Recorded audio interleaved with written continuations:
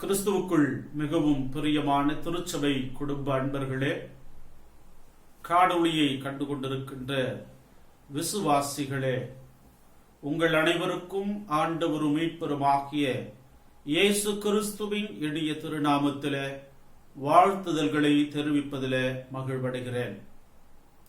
இந்த மிகவும் இக்கட்டான சூழ்நிலைகளிலே 2020 ஆண்டிலே 6 மாதங்களை கடந்திட, அதிலும் சிறப்பாக இந்த கொரோனா அச்ச காலங்களிலே 4 மாதங்களை நாம் கடக்கும்படியாக கடவுள் நமக்கு கிருபை புரிந்திருக்கிறபடியினாலே ஆண்டவருக்கு நான் நன்றி செலுத்துகிறேன். இந்த 2020 ஆண்டிலே 6 மாதங்களை கடந்து 7ஆம் மாதத்தை ஆண்டுடைய அருட்கரங்களிலிருந்து பெற்றுக்கொள்ள கடவுள் கிருபை புரிந்திருக்கிறபடினாலே ஆண்டவருக்கு மீண்டும் ஒரு விசை நன்றி படைக்கின்றேன். 7 என்பது திருமறை வரலாற்றிலே சிறப்பு பெற்ற எண். 7 விடுதலைக்கு அடையாளமான எண்ணாக இருக்கிறது. ஆகவே விடுதலை நாயகர் நம் ஆண்டவர் இயேசு கிறிஸ்து நாம் சந்தித்துக் கொண்டிருக்கின்ற அல்லது உலகம் சந்தித்துக் கொண்டிருக்கிற இந்த இக்கட்டான சூழ்நிலைகளிலிருந்து நம்மை விடுவித்து ஆசீர்வதிப்பாராக. அன்புக்குரிய இறை மக்களே, இந்த புதிய மாதத்தில ஆண்டுடைய வார்த்தைகளை உங்களோடு பகிர்வதிலே நான் மிகுந்த மகிழ்ச்சி அடைகின்றேன். கிறிஸ்துவத்திலே மிகவும் முக்கியத்துவம் வாழ்ந்த ஒரு வாசகம் God is good all the time. இறைவன் இனிமையானவர் எல்லா காலங்களுக்கும் என்கின்ற வாசகம். God is good all the time என்கின்ற இந்த வார்த்தை, இறைவன் இனிமையானவர் எல்லா காலங்களுக்கும் என்கின்ற வார்த்தையிலே இன்றைக்கு நாம் சந்தித்துக் கொண்டிருக்கின்ற சூழ்நிலைகளின் ஊடாக இயேசு அல்லது கடவுள் நல்லவர் என்பதை நம்மால் உறுதியாக, உரக்க, தைரியத்தோடு, துணிவோடு சொல்ல இயலுமா என்கின்ற கேள்வியை தான் இன்றைக்கு உங்கள் முன் நான் வைக்கின்றேன். அன்புக்குரியோர்களே, இறைவன் எல்லா காலங்களுக்கும் இனிமையானவர் என்றால் கடந்த 4 மாதங்களாக நாம் சந்தித்துக் கொண்டிருக்கிற கசப்பான இந்த காலங்கள் ஏன் என்கின்ற கேள்வி நம்முள் எழுகிறது.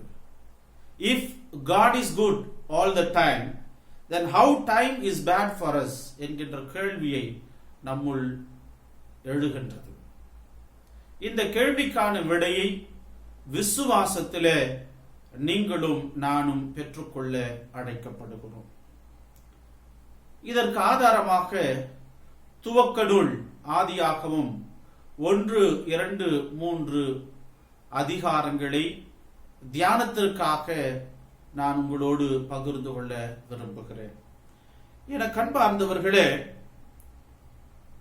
ஆண்டவர் இந்த உலகினை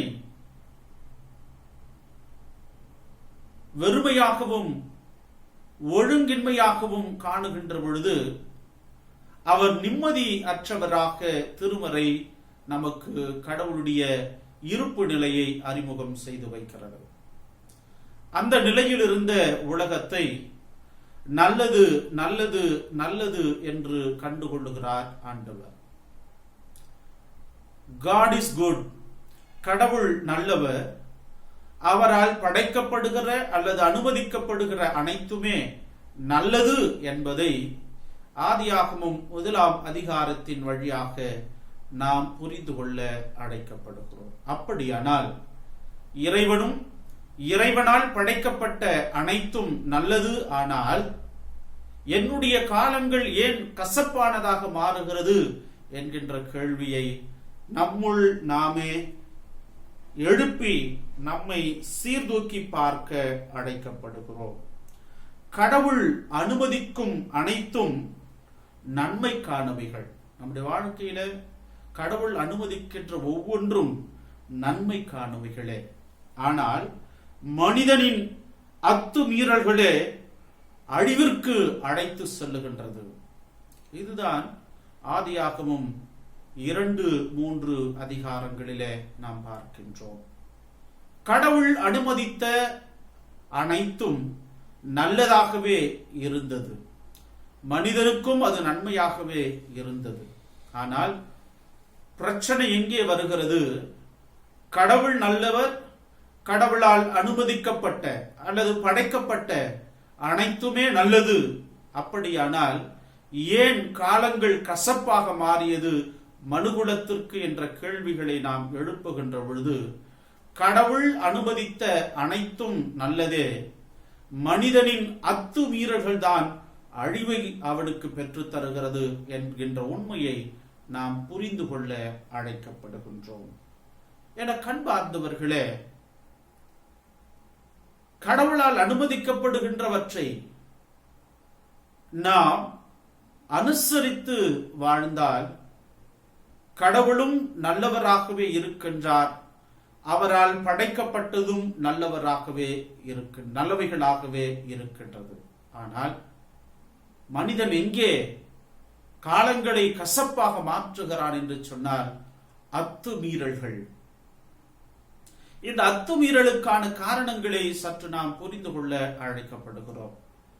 இந்த ஆதியாகமும் துவக்க நூல் முதல் 3 அதிகாரங்களிலே, குறிப்பாக 3ஆம் அதிகாரத்திலே மனிதனின் எண்ண ஓட்டங்கள், மனிதனின் போக்கை நாம் உற்று நோக்க அழைக்கப்படுகிறோம். சாத்தான் மனிதனிடம் ஏவாளிடம் பேசுகின்ற பொழுது அவர் பதிவிடுகின்ற ஒரு செய்தி, நீங்கள் கடவுளால் இடப்பட்டிருக்கின்ற கட்டுப்பாடுகளை கடப்பீர்களானால் கடவுளை போல நீங்களும் மாறலாம் என்கின்ற செய்தி. அன்புக்குரியவர்களே, ஆண்டவர் நல்லவர், எல்லா காலங்களுக்கும் அவர் இனிமையானவர். அப்படியானால் என் காலங்கள் ஏன் கசப்பாகிறது என்கின்ற கேள்விக்கான விடை இதுதான். மனிதனின் அத்துமீறல்கள். ஆதாமும் ஏவாளும் கடவுளை மிஞ்ச வேண்டும் என்று நினைக்கிறார்கள். இன்றைய உலக மனிதர்களும் அப்படிதான் நினைத்துக் கொண்டிருக்கிறார்கள். எல்லாவற்றுக்கும் மேலாக அல்லது எல்லாருக்கும் மேலாக நான் இருக்க வேண்டும் என்று விரும்புகிறார்கள். ஆனால் எனக்கும் மேலே ஒருவர் இருக்கிறார் என்கின்ற உண்மைகளை மறந்து போகிறார்கள். ஆகையினாலேதான் God is good all the time என்கின்ற இந்த உண்மை, இந்த கடவுளின் தன்மை என்றைக்கும் மாறாததாக இருக்கிறது. அவர் எல்லா காலங்களுக்கும் இனிமையானவராக இருக்கிறார்.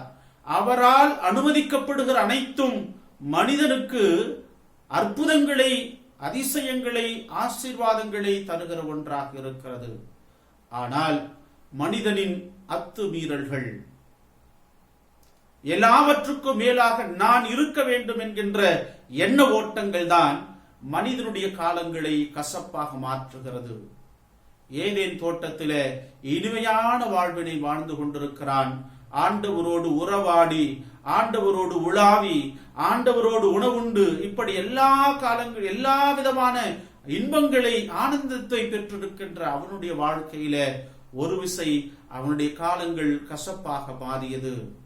காரணம், அவன் ஆண்டவரோடு போட்டி போடுகிறான். ஆண்டவருக்கு இணையாக தன்னை நிறுத்திக் கொள்ள விரும்புகிறான். அவனுக்கு கடவுளால் கொடுக்கப்பட்ட கட்டுப்பாடுகளை, அத்துகளை அவன் மீறுகிறான். அப்பொழுதுதான் அவனுடைய காலங்கள் கசப்பாக மாறுகிறது.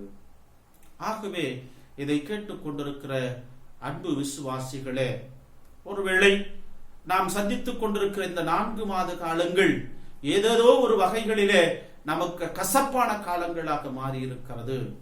இந்த கசப்பான காலங்களுக்கு காரணம் என்ன? நான் ஆராதிக்கிற, நான் வழிபடுகிற, நான் நம்புகின்ற கடவுள் இனிமையானவர் எல்லா காலங்களுக்கும். அப்படியானால் என் காலங்கள் ஏன் கசப்பாக மாறுகிறது என்கின்ற கேள்விகளை நம்முள் எழுப்ப நாம் அழைக்கப்படுகிறோம். அதற்கான விடை எங்கேயோ ஒரு தளத்திலே நான் எல்லோரிலும் சிறந்தவனாக இருக்க வேண்டும், எல்லோரிலும் பெரியவனாக இருக்க வேண்டும், எல்லோருக்கும் மேலே நான் நிற்க வேண்டும் என்கின்ற எண்ணங்கள் நமக்கு மேலோங்குகிறது. கடவுள் நமக்கு தந்திருக்கின்ற எல்லைகளை நாம் அத்துமீறுகின்றவர்களாக இருந்திருக்கிறோம் என்கின்ற உண்மைதான் நம்மால் ஏற்றுக்கொள்ள மறுக்கின்ற உண்மையாக இருக்கிறது. ஆகவே இதை கேட்டுக்கொண்டிருக்கிற அன்பர்களே, விசுவாசிகளே, இந்த 4 மாத காலங்கள் கசப்பான அனுபவங்களிலே ஓடிக்கொண்டிருக்கிற வாழ்ந்து கொண்டிருக்கிற நமக்கு கடவுள் இன்றைய நாளிலே கொடுத்து கொண்டிருக்கிற செய்தி, நான் நேற்றும் இன்றும் என்றும் மாறாத கடவுள், நான் இருக்கிறவராகவே இருக்கின்ற கடவுள், நான் வாக்கு மாறாத கடவுள், நான் நல்லவராகவே இருக்கிறேன். என்னால் மனிதனுக்கு நல்லவைகள் மட்டுமே அனுமதிக்கப்படுகிறது. ஆனால் மனிதனாகிய உங்களுடைய எல்லை மீறல்கள், அத்துமீறல்கள் தான் உங்களுடைய காலங்களை, உங்களுடைய வாழ்க்கையை கசப்பு மிகுந்ததாய் மாற்றிக்கொண்டிருக்கிறது என்பதை கடவுள் இந்த நாளிலே உணர்த்தி கொண்டிருக்கிறார். ஆகவே அன்புக்குரியோர்களே, கடவுள் நல்லவர். அவரால் படைக்கப்பட்டிருக்கிற அனைத்து படைப்புகளும், அவரால் அனுமதிக்கப்படுகிற அனைத்தும் நமக்கு நல்லவைகளே. ஆனால் அவைகளை நல்லவைகளாக நாம் நம்முடைய வாழ்விலே தக்க வைத்துக் கொள்வதும் தவற விடுதலும் நம்முடைய கரங்களிலே கொடுக்கப்பட்டிருக்கிறது. என கண்பார்ந்தவர்களே, ஏதேன் தோட்டத்திலே ஆதாம் ஏவாளை வைத்த கடவுள் அவர்களுக்கு எல்லா சுதந்திரத்தையும் கொடுத்து, இந்த கனிக்கான சுதந்திரத்தை கூட அவனுக்கு கொடுத்து விட்டார். இது இங்கேதான் இருக்கும், உன்னுடைய கட்டுப்பாடிலே தான் இருக்கும். இதை உண்பதும் உண்ணாமல் போவதும் உன்னுடைய தீர்மானம். அதை உண்ணாமல் இருப்பாயானால் உனக்கு நான் நல்லவராகவும் என்னால் படைக்கப்பட்டதெல்லாம் நல்லதாகவே இருக்கும் என்று கடவுள் குறிப்பீடுகளை, வழிகாட்டுதலை அவனுக்கு கொடுத்திருந்தார். இதை கேட்டுக்கொண்டிருக்கிற அன்பர்களே, இன்றைக்கும் கடவுள் நமக்கு நல்லவராகவே இருந்து கொண்டிருக்கிறார். நல்லவைகளே அவர் அனுமதிக்க நினைத்துக் கொண்டிருக்கிறார். ஆனால் உனக்கும் எனக்கும் கடவுள் கொடுத்திருக்கின்ற சுதந்திரத்தை முறையாக சரியாக நாம் பயன்படுத்தி கொண்டிருக்கிறோமா என்பதை சிந்தித்து பார்க்க, சீர்தூக்கி பார்க்க அழைக்கப்படுகிறார். இன்றைய நான் அனுபவித்துக் கொண்டிருக்கிற, இன்றைக்கு நான் எதிர்கொண்டிருக்கிற என்னுடைய காலங்கள் கசப்பாக மாற்றப்பட்டதற்கு நான் எந்த விதத்தில கடவுள் எனக்கு வகுத்து தந்திருக்கிற எல்லைகளை மீறி இருக்கிறேன் என்பதை நினைத்து பார்க்க அழைக்கப்படுகிறோம். எல்லோரிலும் பெரியவனாக இருக்க விரும்புகின்ற நான், என்றாவது எனக்கும் மேலே ஒருவர் இருக்கிறார், அவர்தான் எனக்கு எல்லாமுமாக இருக்க வேண்டும், அவர் விதிகளுக்குட்பட்ட வாழ்வினை நான் வாழ வேண்டும் என்கின்ற எண்ணங்களிலே நாம் இருந்திருக்கிறோமா என்பதை சிந்தித்து பார்க்க அழைக்கப்படுகிறோம். எனக்கு அன்பார்ந்தவர்களே, ஒன்றை சொல்லி நான் நிறைவு செய்ய விரும்புகிறேன்.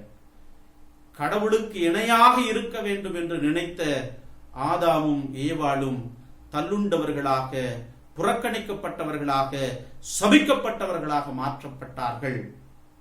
ஆனால் கடவுளுக்கு இணையாக இருப்பதை கொள்ளையாடின பொருளாக எண்ணாமல், தந்தைக்கு உட்பட்டவராக தன்னைத்தான் தாழ்த்தினபடியினாலே இயேசு என்கின்ற நம்முடைய மீட்பர், ரட்சகர், எல்லா நாமங்களுக்கும் மேலான நாமமாக கடவுள் அவரை உயர்த்தினார். காரணம், எல்லோருக்கும் மேலாக நான் இருக்க வேண்டும் என்பதை விட எனக்கும் மேலே தந்தை இருக்கிறார், தந்தைக்குட்பட்டவைகளிலே நான் இருக்க வேண்டும் என்று இயேசு ஆண்டவர் நினைத்தபடியினாலேதான் தந்தையாகிய கடவுள் எல்லா காலங்களிலும் இயேசுவுக்கு நல்லவராக, வல்லவராக இருந்தார். இன்றைக்கு நமக்கும் அவர் நல்லவராகவே, வல்லவராகவே இருக்க விரும்பிக் கொண்டிருக்கிறார். தக்க வைத்துக் கொள்வதும் தவற விடுவதும் மனிதர்களாகிய நமக்கு கொடுத்திருக்கின்ற சுதந்திரத்தின் முடிவு. நீங்களும் நானும் எந்த முடிவை எடுத்துக் கொண்டிருக்கிறோமோ அதுதான் கடவுள் நமக்கு நல்லவராக இருப்பதற்கான ஒரு வாய்ப்பாக கடவுள் நமக்கு வைத்திருக்கிறார். ஆகவே இதை கேட்டுக்கொண்டிருக்கிற அன்பு உள்ளங்களே, ஆண்டவர் நல்லவர்தான், கடவுள் நல்லவர்தான், இறைவன் நல்லவர்தான், எல்லா காலங்களுக்கும் அவர் இனிமையானவர்தான். என்னுடைய காலங்கள் ஏன் கசப்பாகிக் கொண்டிருக்கிறது என்கின்ற கேள்விகளை எழுப்பி நம்மை சீர்தூக்கி பார்த்து நாம் கர்த்தருக்கு நம்மை முழுவதுமாக ஒப்பு கொடுத்து, இதோ நான் கடவுளுக்கு அடிமை என்று நம்மை ஒப்பு கொடுப்போமானால் நிச்சயமாகவே நாம் சந்தித்துக் கொண்டிருக்கின்ற இந்த கசப்பான அனுபவங்கள் நீங்கி ஒரு மகிழ்ச்சியான, ஒரு சந்தோஷமான, ஒரு சமாதானமான மாதத்தை கடவுள் நமக்கு அனுகிரகிக்க அவர் ஆவலோடு இருக்கிறார். ஆகவே இந்த 4 மாதங்கள் கசப்பான அனுபவங்களிலே கடந்து வந்திருக்கிற நாம் இந்த 5ஆம் மாதத்திலே சிந்தித்து பார்ப்போம், சீர்தூக்கி பார்ப்போம். எல்லாவற்றுக்கும் எல்லோருக்கும் மேலாக நான் இருக்க வேண்டும் என்கின்ற விருப்பங்களை கடந்து எனக்கும் மேலே ஒருவர் இருக்கிறார். அவர்தான் என் படைப்பாளராக்கிய ஆண்டவர். அவர்தான் நல்லவர். எல்லாவற்றையும் நல்லதாக பார்த்த அவரை அவருக்குட்பட்டு நான் இருக்க என்று ஒப்பு கொடுக்கிறேன் என்று இந்த புதிய மாதத்துல நம்மையும் நம்முடைய வழிகளையும் கடவுளுக்கு ஒப்பு கொடுப்போம். கடவுள் நல்லவராகவும் கடவுளால் அனுமதிக்கப்படுகின்ற ஒவ்வொன்றும் நமக்கு நன்மைக்கு எதுவாகவும் அமைந்திட திரியேக கடவுள் நமக்கு துணை புரிவாராக. ஆண்டவருக்கு எல்லா மகிமையும் மாட்சிமையும் உண்டாவதாக. ஜெபம் செய்வோம். அன்பின் பரலோக தந்தையே, நீர் எங்களுக்கு கிருபையாக கொடுத்திருக்கின்ற 2020 ஆண்டின் புதிய மாதமாகிய ஜூலை மாதத்திற்காக நன்றியோடு உம்மை துதிக்கிறோம், உம்மை ஸ்தோத்தரிக்கிறோம். 7 என்பது திருமறையில பூரணத்தின் அடையாளமாகவும் விடுதலையின் அடையாளமாகவும் இருக்கின்றது போன்று ஆண்டவரே, நாங்கள் இந்த 7ஆம் மாதத்தில விடுவிக்கப்பட்டவர்களாய் பூரணமாக்கப்பட்டவர்களாய் எங்களுடைய வாழ்வை நாங்கள் உம்முடைய கரங்களிலிருந்து பெற்றுக்கொள்வதற்கு இந்த நாளிலே எங்களோடு பேசி நம்முடைய வார்த்தைகளுக்காய் ஸ்தோத்திரம்.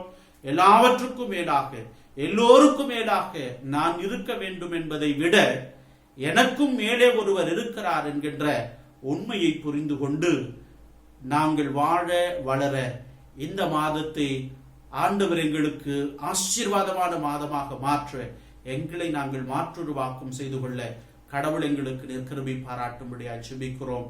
ஆண்டவர் நல்லவர், ஆண்டவர் இனிமையானவர் எல்லா காலங்களுக்கும்.